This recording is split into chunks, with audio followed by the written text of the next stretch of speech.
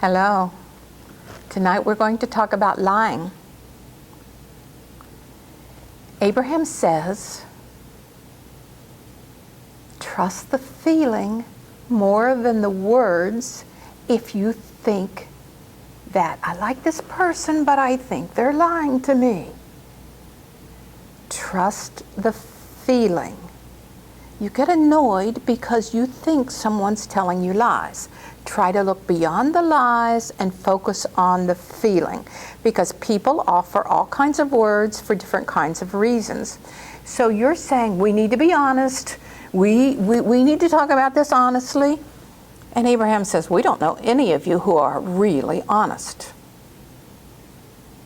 But your vibration never lies. Your vibration is always honest.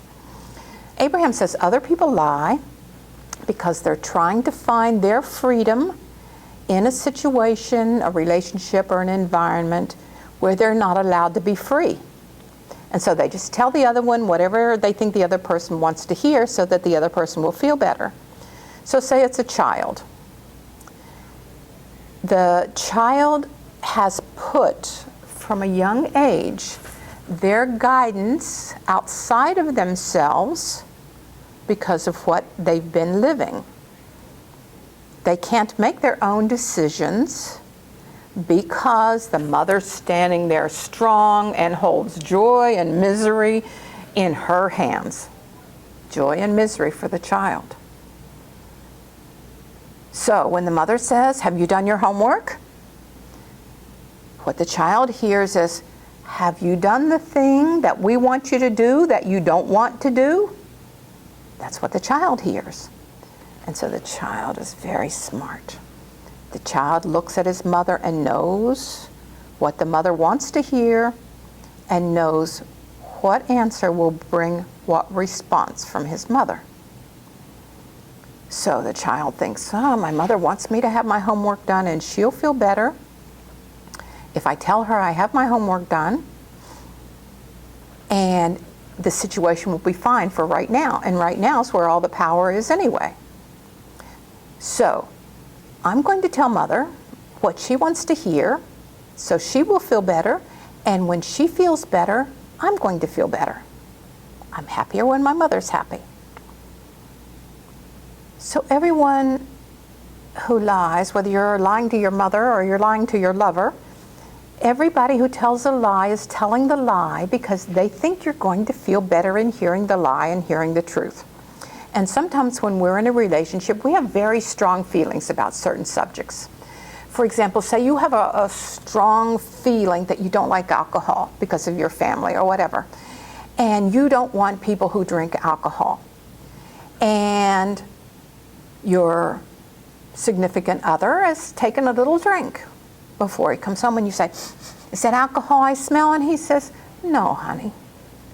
I was in the men's room and they had this kind of mouthwash there and these separate, and I tried a sample of it.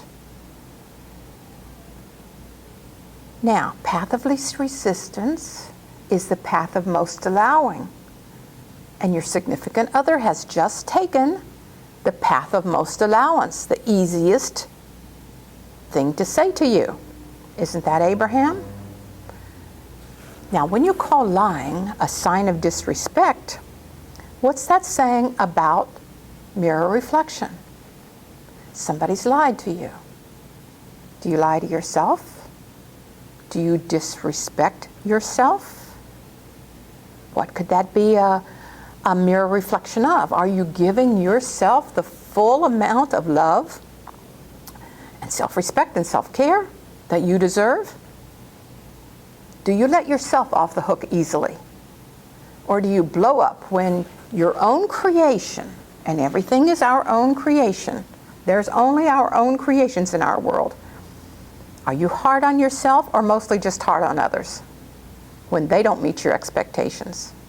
So when you rely on conditions to be a certain way in order to feel good, in order to feel worthy, does it not say something when a partner doesn't want to cause any mess for you, doesn't want to cause any misery for you, doesn't want to see you out of the vortex? when you only get out of the vortex on certain issues? But you say, just tell me the truth, I can handle it. What? You can handle it? You've already proved many times that you can't handle the truth. Or a lie would not even be an option. If you could handle any truth, no one would be able to lie to you. This is an interesting conversation, yes? What stops everybody from seeing it this way? Maybe we don't know that we create our own truth and that other people are in our life just to mirror that. We are so other-oriented that we think whatever they do and whatever they say, that's paramount, and we judge them harshly because we judge ourselves harshly. If they loved me, they wouldn't do that. No, they're only doing what you're evoking from them to cause your own mirror reflection to show you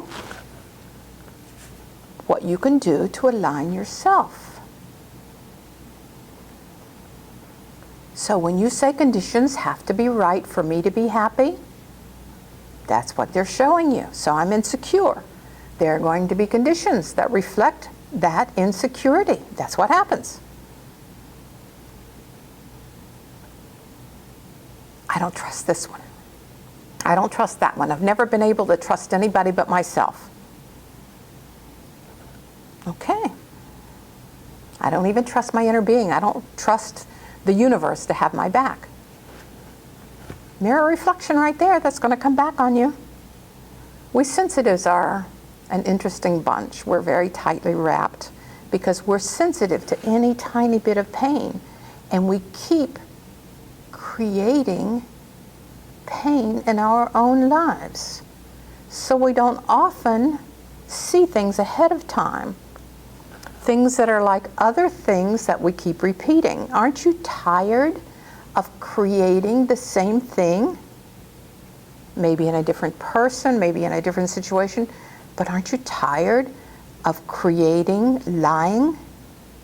Someone lying to you?